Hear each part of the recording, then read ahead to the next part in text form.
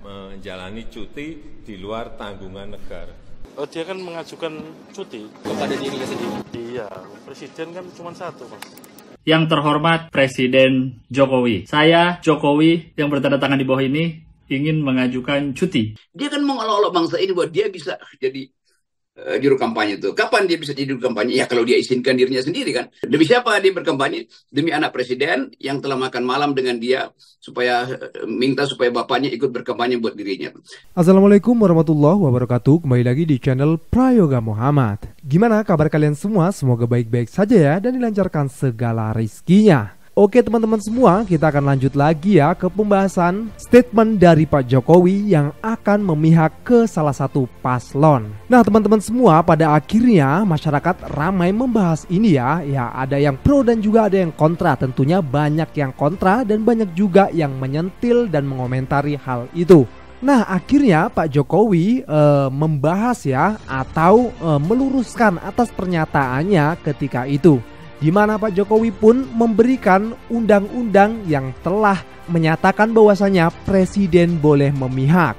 Tapi tetap saja ya dari sini netizen masih geram dan masih jengkel, bahkan masih merasa bahwasanya presiden itu tidak adil. Bahwasanya presiden boleh berkampanye asal tidak ada anak, saudara, istri atau mantan istri ikut mencalonkan. Nah yang lucunya lagi, dari pihak KPU-nya sendiri mengatakan presiden boleh ikut kampanye tapi harus cuti. Dan presiden harus mengajukan cuti kepada presiden. Gue sih bingung ya di sini. Kenapa kok jadi ruwet kayak gini? Jadi presiden cuma ada satu dan Pak Jokowi harus mengajukan cuti kepada presiden. Jadi gimana ini? Bingung ya? Nah teman-teman semua, kali ini gue akan membahas ini ya. Dan nanti akan ada komentar dari para netizen, artis, dan juga ada juga dari Bung Rocky Gerung. Dan yang terakhir nanti akan ada ya pemaparan dari Bang Abdur, stand up komedia. Di sini Bang Abdur menjelaskan kenapa beliau memilih 01. Jadi ini wajib ya kalian menonton, apalagi kalian yang belum paham bener dengan pemilihan presiden tahun 2024 ini. Oke teman-teman semua, langsung saja kita lihat videonya. Bahwa presiden dan wakil presiden mempunyai hak melaksanakan kampanye. Jelas. Jadi yang saya sampaikan ketentuan mengenai undang-undang pemilu. Jangan ditarik kemana-mana. Ya. Kemudian juga pasal 281 juga jelas. Bahwa kampanye pemilu yang mengikut sertakan presiden, wakil presiden harus memenuhi ketentuan, tidak menggunakan fasilitas dalam jabatan kecuali fasilitas pengamanan, dan menjalani cuti di luar tanggungan negara. Udah jelas semuanya kok. Sekali lagi jangan ditarik kemana-mana, jangan diinterpretasikan kemana-mana. Saya hanya menyampaikan ketentuan aturan perundang-undangan karena ditanya. Setelah melihat video ini, menurut kalian gimana? Jelaskan kolom komentar ya. Oke, kita lanjut sekarang pernyataan dari Ketua KPU. Oh, dia kan mengajukan cuti Kepada dirinya sendiri. Iya, presiden kan cuma satu, Mas. Ya enggak kan kalau beliau kampanye. Kalau kemarin kan enggak kampanye. Jenis-jenis pejabat negara yang boleh dan tidak boleh di undang-undang diatur.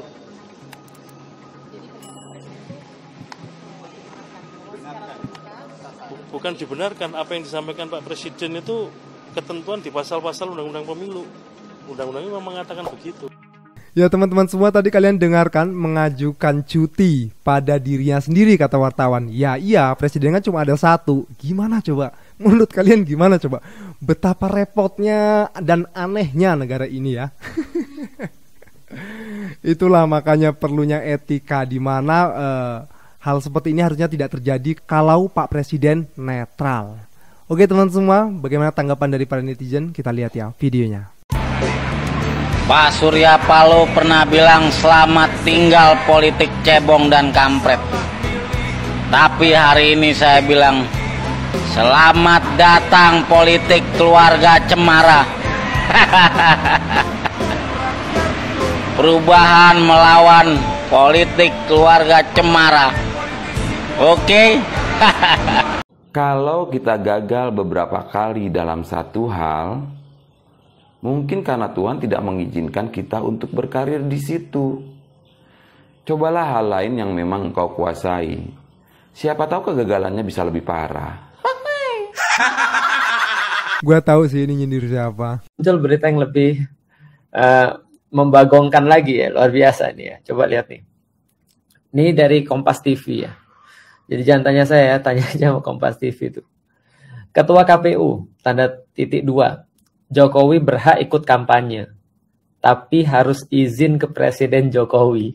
Bentar. Ketua Komisi Pemilihan Umum RI, yaitulah KPU, Hasyim Asy'ari menyatakan bahwa Presiden Republik Indonesia atau Joko Widodo atau Jokowi berhak ikut kampanye pemilu. Namun ia menyebut Jokowi harus minta izin cuti ke presiden yang tak lain adalah Jokowi sendiri. Jadi gimana, sampai sini perlu diteruskan apa enggak nih? Aduh, ya Allah. Ini biar kita sama-sama belajar aja nih ya. Jadi kan belum lama ini Presiden Jokowi diwawancara, terus beliau bilang kalau menteri itu boleh berkampanye, bahkan presiden itu boleh berkampanye dan boleh memihak di pemilu. Dan memang benar yang dibilang Pak Jokowi, ini ada aturan yang kata Pak Jokowi kan, asal tidak menggunakan fasilitas negara. Benar. Tuh, selain tidak memanfaatkan fasilitas negara, juga harus cuti dulu dari jabatannya. Nih ada bacaannya nih, undang-undangnya, silakan di pause dari kompas.com. Karena kan seperti kita juga nih, warga sipil, presiden, pejabat publik, menteri itu punya hak untuk berkampanye, ikut meramaikan pemilu dan lain-lain, tapi dengan syarat-syarat yang kayak tadi. Nah, masih mengutip dari berita kompas.com tadi nih, kan tadi syaratnya harus cuti dulu presiden. Ini Pak Hasyim bilang nih, baca ya artikelnya. Pak Hasyim itu ketua KPU, menyebutkan surat permintaan cuti presiden sebelum kampanye mesti dilayangkan ke presiden. Karena presiden hanya satu, Jokowi akan meminta izin cuti kepada Jokowi. Itu di bawahnya tuh kan di quote. Kalau Presiden Jokowi mau berkampanye, juga harus mengajukan cuti ke Presiden. Kan Presidennya cuma satu. Berarti kalau nanti akhirnya Pak Jokowi memutuskan untuk ikut kampanye dan memihak ke salah satu calon, beliau akan mengajukan cuti sesuai aturan undang-undang, mengajukan cuti ke Jokowi dengan tulisan cutinya adalah mau kampanye. Jadi akan ada masa di Istana Negara atau di rumah beliau, rumah dinas, dia menulis, "Dear yang terhormat Presiden Jokowi, saya Jokowi yang bertanda tangan di bawah ini ingin mengajukan cuti." Atau gimana? "Yang terhormat aku ingin mengajukan cuti karena aku presiden yang mau berkampanye, jadi harus mengajukan cuti dulu ke presiden, yaitu Bapak alias aku. Karena aku adalah presiden, yaitu Bapak." Gimana ya? Kalau nanti di beberapa hari ke depan atau beberapa minggu ke depan akhirnya kita melihat Pak Jokowi beneran kampanye, beneran memihak salah satu calon, berarti kita bisa berkesimpulan kalau izin cuti dari Pak Jokowi diizinkan oleh Pak Presiden Jokowi. Iya.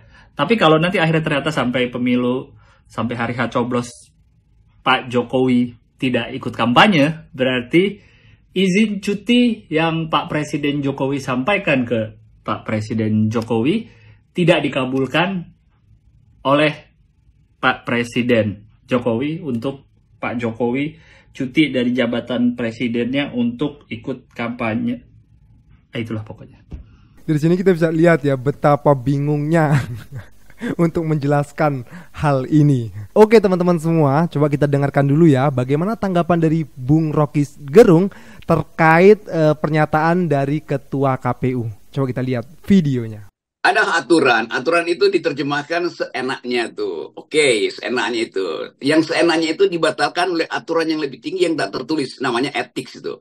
Etika itu juga masih mau ditafsirkan secara politis, maka nggak ada cara lain kan. Nah, oleh karena itu ya udah minta izin daripada dirimu sendiri untuk buat tafsir sesuka-sukamu kan. Kan itu masalahnya di situ tuh. Jadi kita lihat juga bagaimana manusia-manusia politik yang ada di belakang paslonnya Pak Jokowi itu berupaya untuk membenar-benarkan. Ada ahli hukum tata negara, ada politisi yang memang dangkal tuh berupaya, ya itu bagus, itu boleh, itu segala macam. Tetapi tidak ada yang berpikir bahwa di ujungnya toh pada akhirnya akan terjadi kontradiksi itu kan. Dasarnya itu kan. Jadi semua hal yang diterangkan saya ikuti itu Bivitri macam-macam itu tata negara kelihatan cuma Bivitri yang ngerti persoalan ini akhirnya kan. Tetapi lepas dari itu banyak orang yang mengerti tapi juga merasa ya ngapain dikomentari itu hal yang betul-betul dangkal semacam itu kan. Jadi sekali lagi kita melihat bagaimana kekuasaan itu dengan segala cara itu akhirnya jadi bahan olok-olokan itu. Kita lihat bagaimana meme-meme itu beredar dan ya bagaimana Pak Jokowi bisa memastikan bahwa dia itu jiwanya sehat gitu kan, karena berupaya untuk mencari pembenaran lalu dia kerahkan pakar-pakar hukum yang disewa oleh negara untuk membenarkan itu. Dia kerahkan ahli-ahli yang merasa ahli untuk menerangkan soal-soal yang sebetulnya harus diterangkan oleh dokter jiwa kan. Jadi bayangkan misalnya kita punya ide untuk menghasilkan Indonesia berpikir, bermutu, tapi tiba-tiba dibatalkan hanya oleh gimmick-gimmick dangkal semacam ini. Bahwa presiden boleh berkampanye setelah mendapat izin dari presiden, gitu kira-kira tuh. Dan demi siapa dia berkampanye? Demi anak presiden yang telah makan malam dengan dia supaya minta supaya bapaknya ikut berkampanye buat dirinya. Jadi ini pameran yang mendangkalkan tuh bahasa aslinya tuh. You are insulting our intelligence, kira-kira menghina akal itu. Dan kemungkinan semacam ini juga akan menyebabkan orang merasa ya udah suka-suka deh, nggak perlu ada pemilu aja dan presiden aja langsung bermimpi, lalu dia bermimpi bahwa dia sudah menjadi presiden kembali itu, dan karena dia nggak mungkin lagi 2 periode maka mimpinya itu dititipkan pada anaknya kan. Jadi akhirnya kita berbohong bahkan di dalam imajinasi. Harus mengolok-olok juga karena yang dilakukan oleh Presiden Jokowi ada olok-olok juga kan. Dia kan mengolok-olok bangsa ini bahwa dia bisa jadi juru kampanye itu. Kapan dia bisa jadi juru kampanye? Ya kalau dia izinkan dirinya sendiri kan. Ya itu tadi ya sedikit penjelasan dari Bung Rocky Gerung. Ya pastinya masyarakat juga tidak akan terima kalau ada statement yang seperti itu ya. Itu kontradiktif kan kata Bung Rocky tadi itu. Yang jelas gak sejalur dengan etika yang kita junjung tinggi di Indonesia ini kan ya. Gak sejalur juga sama kenormalan biasanya, umumnya gitu kan. Aduh puyeng deh. Ya kembali lagi ya kepada kalian semua masyarakat Indonesia, bagaimana kalian menilainya. Dan dari ini semua nantinya kita bisa menentukan ya siapa pilihan kita yang terbaik untuk memimpin negeri ini di tahun 2024. Oke teman-teman semua, ini yang terakhir ya video dari Bang Abdur. Di sini beliau menjelaskan kenapa beliau harus memilih 01 dan ini bagus banget, kalian harus tonton. Biar kalian semakin yakin dengan 01. Karena 01 itu memang perubahan. Belum jadi presiden saja sudah bisa memunculkan perubahan. Tentunya perubahan menjadi yang lebih baik lagi ya. Mencerdaskan. Oke teman-teman semua, kita lihat videonya. Halo teman-teman semuanya.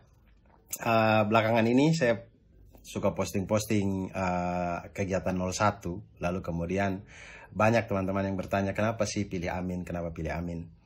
Teman-teman, kenapa saya pilih Amin itu sebenarnya yang pertama karena track record.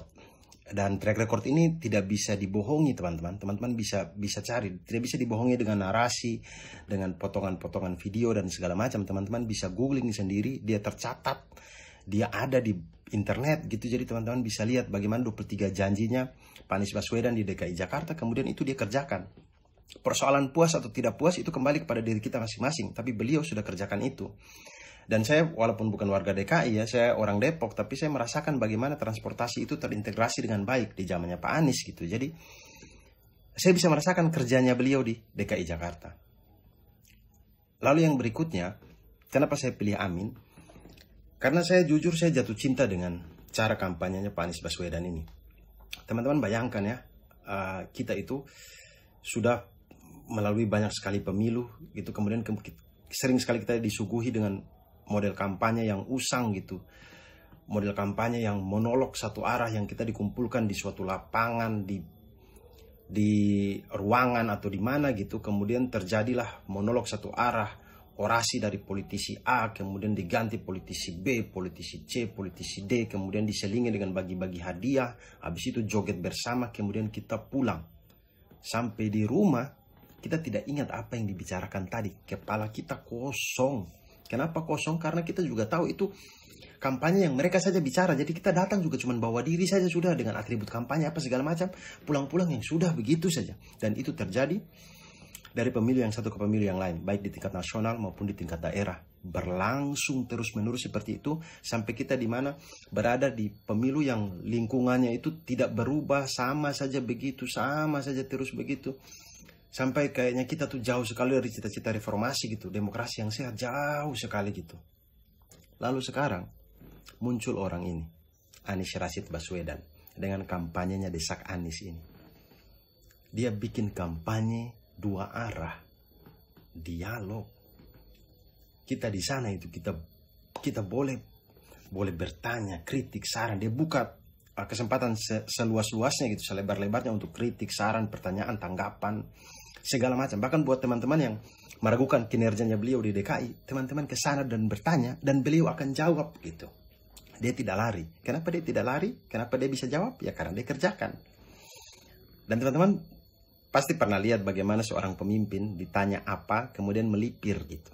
Kenapa dia melipir? Karena dia tidak punya jawaban. Kenapa dia tidak punya jawaban? Karena dia tidak kerjakan itu. Nah, Desak Anies ini dia membuka ruang dialog selebar-lebarnya kan. Jadi kita itu bisa bertanya, bisa kasih tanggapan. Mau dengan cara kalimat yang halus, kalimat yang keras, boleh. Tanpa harus kita takut keamanan kita, keselamatan kita, tidak. Boleh. Dan itu adalah salah satu cita-cita reformasi gitu. Kita bisa menyatakan pendapat, menyatakan apa tanpa kita takut keselamatan diri kita gitu. Dan sekarang kita lihat bagaimana Desak Anies. Teman-teman boleh bertanya ke teman-teman lain yang ikut acara Desak Anies ini. Kira-kira apa yang mereka dapat dari acara Desak Anies itu? Apakah kaos? Apakah uang? Kayaknya sih tidak. Yang mereka dapat itu pengetahuan. Mereka ke sana bertanya, pembelajaran dan segala macam. Kemudian pulang, otak itu tidak kosong. Kenapa tidak kosong teman-teman? Karena sadar atau tidak sadar, Desak Anies itu dia seperti pembelajaran konstruktivistik tuh. Pembelajaran kolaborasi, pembelajaran dua arah gitu. Kalau teman-teman lihat Desak Anies itu dasarnya acara itu bisa berjalan, itu dari tanggapan atau pertanyaan. Kalau tidak ada tanggapan atau tidak ada pertanyaan, itu acara 10 menit selesai. Tapi karena dia ada tanggapan dan pertanyaan, kemudian acaranya bisa panjang gitu. Dan itulah pembelajaran konstruktivistik. Orang datang, kalau di dalam kelas itu siswa datang karena punya permasalahan gitu. Kemudian dipecahkan bersama, kolaborasi di dalam kelas. Nah, Desak Anies itu sama tuh. Orang datang karena punya permasalahan, punya pertanyaan. Jadi orang yang datang itu menyiapkan pertanyaan. Pertanyaannya ini dapatnya dari mana? Ya dari baca.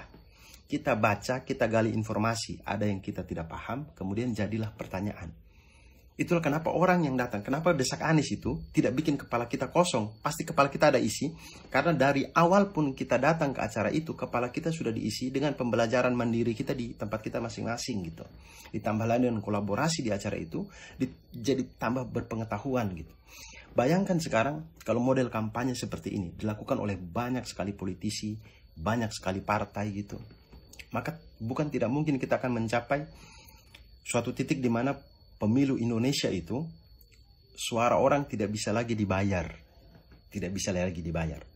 Karena ketika ada orang mau bayar kita, itu sama saja dengan dia melecehkan analisis berpikir kita.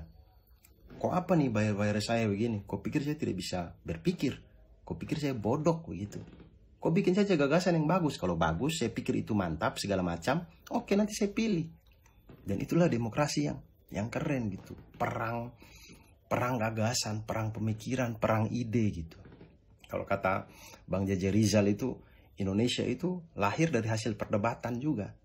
Bapak-bapak kita di BPUPKI merumuskan bagaimana Indonesia ini hasil perang pemikiran. Orang nasionalis dari sini, Islam di sini, komunis sini, perang pemikiran. Ini negara mau kayak apa nih? Debat, akhirnya bentuklah, terjadilah Republik Indonesia ini gitu. Jadi memang budaya kita itu adalah budaya memang saling diskusi, perang pemikiran untuk menemukan sesuatu yang bagus gitu. Dan alhamdulillah sekarang saya lihat Desak Anies ini kemudian sudah diikuti oleh Prof Mahfud gitu dengan acara yang namanya Tabrak Prof. Dan ini hal yang bagus gitu, hal yang bagus. Lagi-lagi kan jadi pembelajaran politik gitu. Dan semoga hal-hal seperti ini, yang baik-baik seperti ini terus berlangsung teman-teman. Dan ini yang bikin saya betul-betul jatuh cinta dengan cara kampanye Pak Anies ini. Bayangkan teman-teman, dia berkampanye membawa tema perubahan. Bahkan dia belum jadi presiden, tapi perubahannya sudah kita rasa dari kampanye ini. Ya, semoga hal-hal baik terus berlangsung. Sehat-sehat semuanya teman-teman. Salam perubahan. Gimana teman-teman semua? Cukup ya ini menjadi renungan untuk kita semua. Lebih mantap untuk memilih Pak Anies Baswedan untuk menjadi Presiden RI di tahun 2024 ini. Lagi-lagi ya kita ditekankan untuk memilih secara rasional. Kita benar-benar memilih secara akal dan logika kita. Di mana kita bisa menentukan hal itu karena adanya riset, kita melihat data, track record, rekam jejak, semua ada di internet teman-teman semua. Maka dari itu kita jangan malas ya untuk melihat-lihat. Kita lihat 3 calon itu dan cari yang terbaik. Mudah-mudahan dengan ini semua kita bisa menemukan pemimpin yang benar-benar menjadi pemimpin yang baik. Pemimpin yang bisa jadi panutan, pemimpin yang bisa mengayomi rakyatnya, pemimpin yang bisa mencerdaskan rakyatnya, pemimpin yang bisa mensejahterakan rakyatnya. Oke teman-teman semua, mungkin ini aja ya yang bisa gua kasih untuk kalian semua. Jangan lupa berikan komentar kalian di bawah ini, kritikannya juga ya. Dan juga jangan lupa untuk like, subscribe channel ini. Sekian dari gua Prayoga Muhammad. Wassalamualaikum warahmatullahi wabarakatuh.